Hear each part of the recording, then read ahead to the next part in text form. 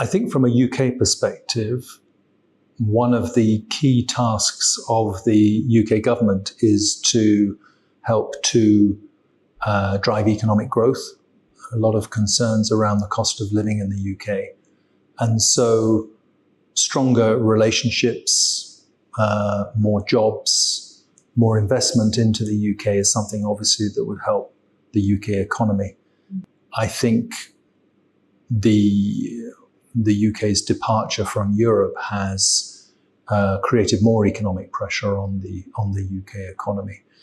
So from a UK perspective, there's a real willingness to engage in trade and investment to help the UK economy.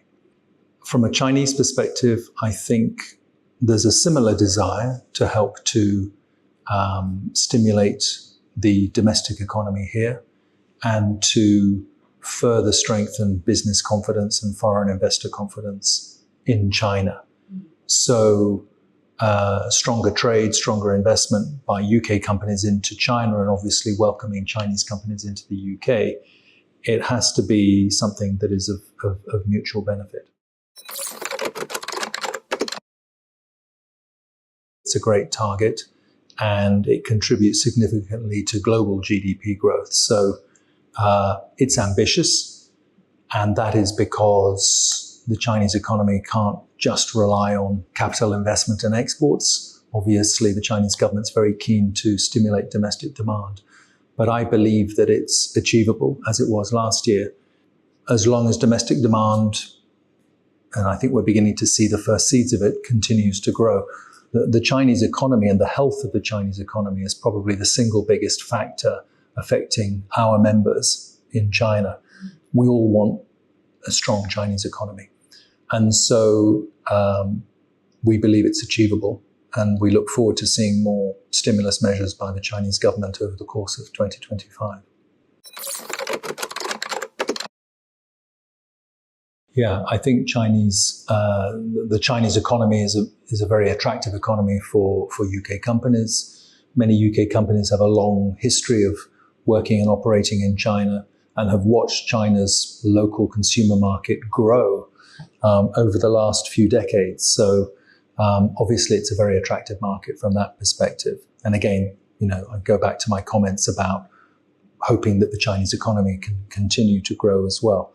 I think many companies, many British companies are attracted to China, and British companies are looking forward to kind of exploiting those consumer markets. And if you take a sector like healthcare, for example, you have a Chinese demographic that in terms of lifestyle, in terms of economic trajectory and lifestyle, is very similar to many other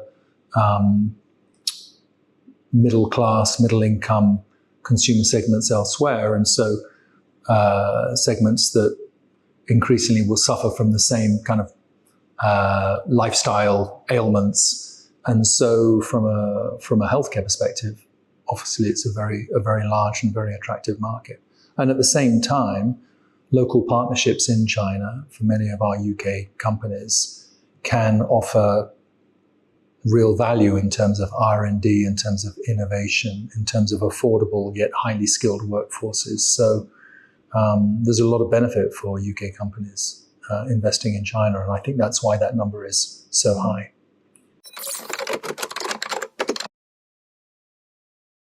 Well, I think on the outside, it looks very bold to be investing $2.5 billion in a Beijing R&D hub. But I think it just reflects AstraZeneca being a great British healthcare company, but I think it just reflects good long-term strategic thinking and an understanding and a realization that the Chinese consumer market is not going to go away.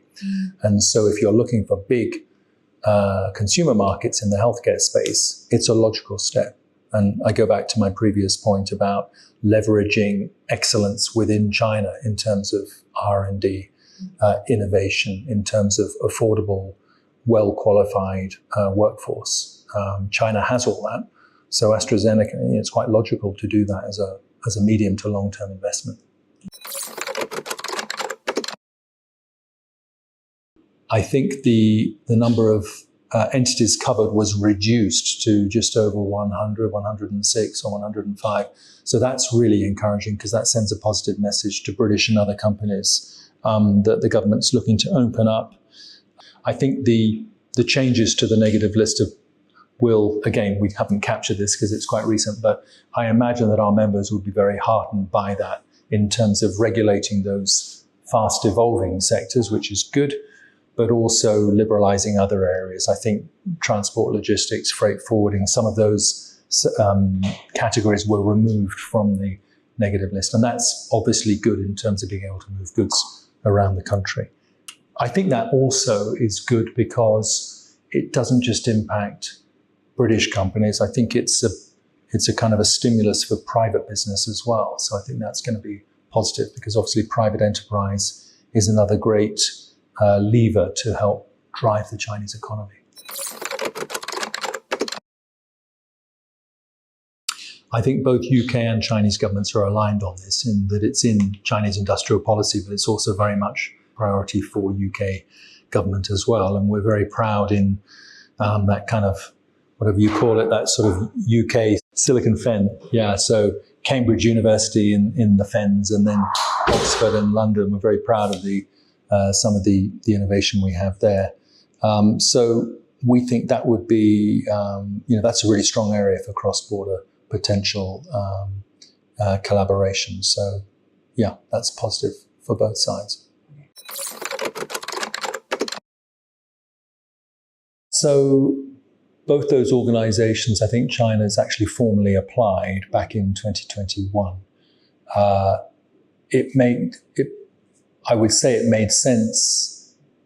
In the case of CPTPP, it made sense economically back in 2021 for China to do that. You have member countries in Southeast Asia and then also Japan on this side, and then on the other side of the Pacific, you have Chile and Mexico, I believe, and also Canada, I think. But Chile and Mexico being in Latin America, China's already a very strong trading partner with pretty much all of those countries actually in Southeast Asia and Latin America. So it makes good commercial sense.